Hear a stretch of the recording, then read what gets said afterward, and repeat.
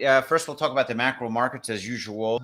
It's really been brutal for us growth and tech stock investors, especially folks who are heavy on Tesla like us. It does seem that valuation, like the multiple compression that we've been seeing, is probably overdone in my mind. It does seem like there's a lot of kind of good opportunities to scoop up investments right now. As wacky as this free fall feels on the tech and growth stocks, some of the best ones getting hit really hard. I think the earnings of Q4, those coming out in January is going to be a real backstop, hopefully, to prevent, a much further decline. I think a lot of people look at like robo taxis or some of these like big new things and say like, okay, that's kind of needed to get us back to, I don't know, 1,200 a share or something like that, and that's just not my view at all. I think there's plenty of upside from here, even if you give zero credit for full self-driving. It's just how far can the rubber band get stretched? You just don't know when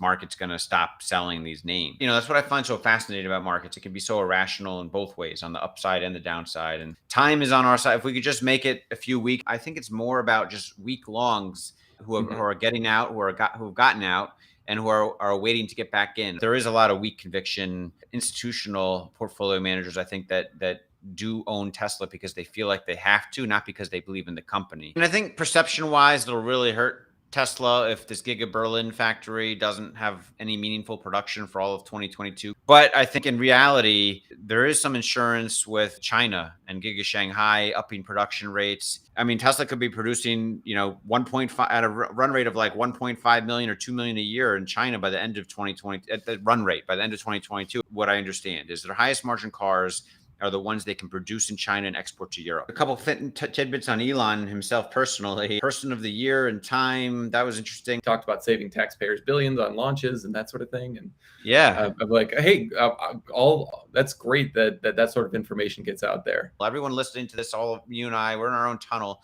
But realistically, it is good exposure, I think, like you said, for the masses. Let's get to the Tesla earnings. Basically, we just have the three most recent quarters, the actual results in here. My projections for Q4 are in column N there. So my estimates were, 18%, basically just 18% in Q2 and Q3, and I'm keeping that the same in Q4. So globally, 18% of people you're estimating are taking full self-driving with their delivery. They're taking that option. I mean, I guess I'm just a Tesla bull and biased, but I feel like the total revenue number you're being kind of conservative on, and the core manufacturing you're being the gross, I feel like it could be like 16.5 billion total revenue and like 29 or 30% core manufacturing gross margins. The PE is going to backstop this company. I feel pretty strongly about that. This is the exact model I used in 2019 to kind of load up my truck personally. Yeah. Maybe I'm wrong, but I think I know this stuff. And they were assuming a retraction in gross margins from where they were in Q3 of 2019.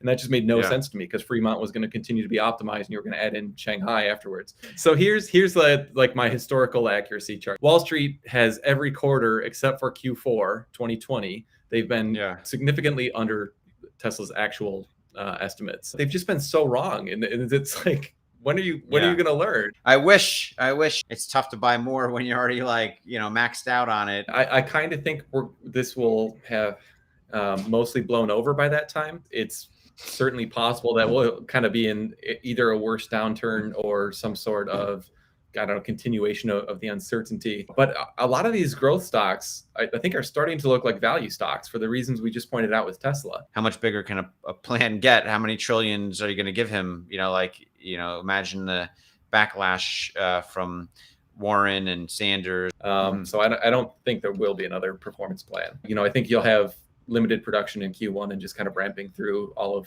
2022, just like you saw with Shanghai a couple of years ago. I like it when they make strategic acquisitions. I'm confident in Peter Beck's ability to assess. Matt and I privately talk about it a lot. It's asked of us a lot. Basically, every other week, there's a big scare going on. There's probably dozens of times this year we've talked about hedging our portfolio. And if we had done it every time, our performance would be really bad by now.